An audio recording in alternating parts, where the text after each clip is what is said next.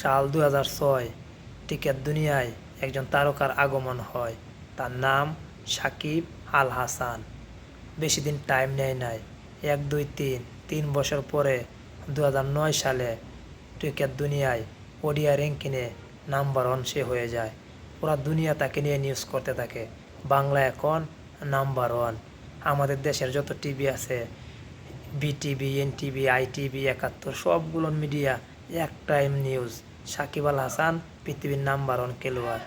আমাদের দেশের আনাচে কানাচে, গ্রামে, অঞ্চলে, শহরে, সব জায়গায় একটাই নাম, সাকিব।